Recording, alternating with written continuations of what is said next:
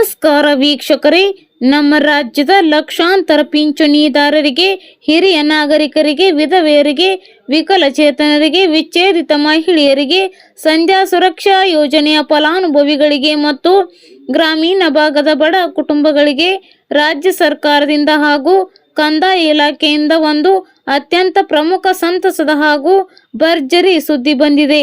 ಕಳೆದ ಕೆಲವು ತಿಂಗಳುಗಳಿಂದ ಯಾವ ಪಿಂಚಣಿ ಹಣಕ್ಕಾಗಿ ನಮ್ಮ ರಾಜ್ಯದ ಜನಸಾಮಾನ್ಯರು, ವಯೋವೃದ್ಧರು ಮತ್ತು ಆಸರೆ ಇಲ್ಲದ ತಾಯಂದಿರು ಕಾದು ಕುಳಿತಿದ್ದಾರೋ ಆ ಪಿಂಚಣಿ ಹಣದ ಬಿಡುಗಡೆ ಕುರಿತು ರಾಜ್ಯ ಸರ್ಕಾರದಿಂದ ಹಾಗೂ ಮುಖ್ಯಮಂತ್ರಿ ಡಿ.ಕೆ. ಶಿವಕುಮಾರ್ ಅವರಿಂದ ಅಧಿಕೃತ ಹಾಗೂ ಅತ್ಯಂತ ಮಹತ್ವದ ಸ್ಪಷ್ಟನೆ ಹೊರಬಿದ್ದಿದೆ.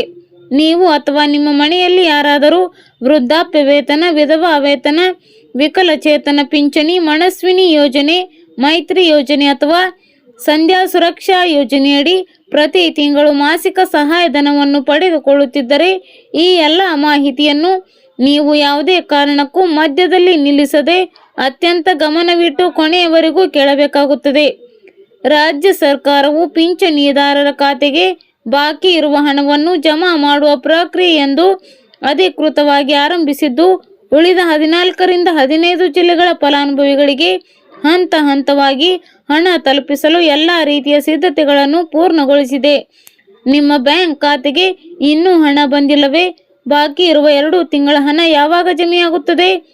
ಸರ್ಕಾರ ವಿಧಿಸಿರುವ ಹೊಸ ಕಟ್ಟುನಿಟ್ಟಿನ ನಿಯಮಗಳು ಹಾಗೂ KYC ಪ್ರಕ್ರಿಯೆಯನ್ನು ಮತ್ತು ನಿಮ್ಮ ಬ್ಯಾಂಕ್ ಖಾತೆಯಲ್ಲಿ ಯಾವ ಸಣ್ಣ ತಪ್ಪಿದ್ದರೆ ಅಥವಾ ಯಾವ ಲಿಂಕ್ ಇಲ್ಲದಿದ್ದರೆ ಹಣ ಸರ್ಕಾರದಿಂದ ಬಿಡುಗಡೆಯಾದರೂ ಸಹ ನಿಮ್ಮ ಖಾತೆಗೆ ತಲುಪದೆ ತಡೆಯಲ್ಪಡುತ್ತದೆ ಎಂಬುದರ ಕುರಿತು ಪ್ರತಿಯೊಂದು ವಿಷಯವನ್ನು ಅತ್ಯಂತ ವಿವರವಾಗಿ, ಸ್ಪಷ್ಟವಾಗಿ ಈ ದಿನದ ವಿಡಿಯೋದಲ್ಲಿ ನಾವು ನಿಮಗೆ ತಿಳಿಸಿಕೊಡುತ್ತಿದ್ದೇವೆ.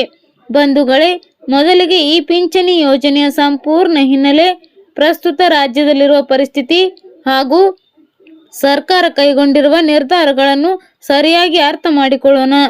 ನಮ್ಮ ಕರ್ನಾಟಕ ರಾಜ್ಯದಲ್ಲಿ ಲಕ್ಷಾಂತರ ಕುಟುಂಬಗಳು ಸರ್ಕಾರದ ವಿವಿಧ ಸಾಮಾಜಿಕ ಭದ್ರತಾ ಪಿಂಚಣಿ ಯೋಜನೆಗಳ ಮೇಲೆ ನೇರವಾಗಿ ತಮ್ಮ ದಿನನಿತ್ಯದ ಜೀವನಕ್ಕಾಗಿ ಅವಲಂಬಿತವಾಗಿವೆ. ವಿಶೇಷವಾಗಿ ಗ್ರಾಮೀಣ ಭಾಗದ ರೈತ ಕುಟುಂಬಗಳು, ಕೃಷಿ ಕೂಲಿ ಕಾರ್ಮಿಕರು, ಯಾವುದೇ ಕಾಯಂ ಆದಾಯವಿಲ್ಲದ ವಯೋವೃದ್ಧರು, ಪತಿ ಕಳೆದುಕೊಂಡ ಆಸರೆ ಇಲ್ಲದ ತಾಯಂದಿರು ಮತ್ತು ದೈಹಿಕವಾಗಿ ದುಡಿಯಲು ಸಾಧ್ಯವಾಗದ ವಿಕಲಚೇತನರಿಗೆ ಈ ಮಾಸಿಕ ಪಿಂಚಣಿ ಹಣವು ಜೀವನದ ಬಹುದೊಡ್ಡ ಆಸರೆಯಾಗಿದೆ. ಪ್ರತಿ ತಿಂಗಳು ಸರ್ಕಾರದಿಂದ ಸಲ್ಲಿಸಲ್ಪಡುವ ಈ 1200 ರೂಪಾಯಿಗಳು ಅಥವಾ ಕೆಲವು ನಿರ್ದಿಷ್ಟ ಯೋಜನೆಗಳ ಅಡಿಯಲ್ಲಿ ಲಭಿಸುವ 1500 ರೂಪಾಯಿಗಳ ಮೊತ್ತವು ಅವರ ದಿನನಿತ್ಯದ ಮಾತ್ರೆಗಳು, ಔಷಧೋಪಚಾರಗಳು, ಆಸ್ಪತ್ರೆ ಖರ್ಚುಗಳು, ದಿನಸಿ ಪದಾರ್ಥಗಳು ಹಾಗೂ ಚಿಕ್ಕ ಪುಟ್ಟ ವೈಯಕ್ತಿಕ ಖರ್ಚುಗಳಿಗೆ ಅತ್ಯಂತ ಅಗತ್ಯವಾಗಿರುತ್ತದೆ. ಆದರೆ ಕಳೆದ 2-3 ತಿಂಗಳುಗಳಿಂದ ರಾಜ್ಯದ ಕೆಲವು ಜಿಲ್ಲೆಗಳಲ್ಲಿ ತಾಂತ್ರಿಕ ಕಾರಣಗಳಿಂದ, ತಾಲೂಕು ಕಚೇರಿಯ ವೆರಿಫಿಕೇಷನ್ ಪ್ರಕ್ರಿಯೆಗಳಿಂದ, ಕಂದಾಯ ಇಲಾಖೆಯ ತಂತ್ರಾಂಶದ ಮೇಲ್ದರ್ಜೆಗೇರಿಸುವಿಕೆಯಿಂದ ಹಾಗೂ ಬ್ಯಾಂಕ್ ಖಾತೆಗಳ ಆಧಾರ್ NPCI ಲಿಂಕ್ ಸಮಸ್ಯೆಯಿಂದಾಗಿ ಅನೇಕ ಫಲಾನುಭವಿಗಳಿಗೆ ಪಿಂಚಣಿ ಹಣ ತಲುಪಿರಲಿಲ್ಲ. ಇದರಿಂದಾಗಿ ಅನೇಕ ಹಿರಿಯ ನಾಗರಿಕರು ಮತ್ತು ತಾಯಂದಿರು ಪ್ರತಿದಿನ ತಾಲೂಕು ಕಚೇರಿಗಳಿಗೆ, ಬ್ಯಾಂಕುಗಳಿಗೆ ಹಾಗೂ ಗ್ರಾಮೀಣ ಒನ್ ಕೇಂದ್ರಗಳಿಗೆ ಅಲೆಯುವಂತಹ ಪರಿಸ್ಥಿತಿ ನಿರ್ಮಾಣವಾಗಿತ್ತು. ಈ ಸಮಸ್ಯೆ ತೀವ್ರತೆಯನ್ನು ಅರಿದ ರಾಜ್ಯ ಸರ್ಕಾರ ಹಾಗೂ ಮುಖ್ಯಮಂತ್ರಿ ಡಿ.ಕೆ. ಶಿವಕುಮಾರ್ ಅವರು ಈ ಕುರಿತು ಶಾಸಕರ ಮತ್ತು ಅಧಿಕಾರಿಗಳ ಸಭೆ ನಡೆಸಿ ಮಹತ್ವದ ಸ್ಪಷ್ಟನೆ ನೀಡಿದ್ದಾರೆ.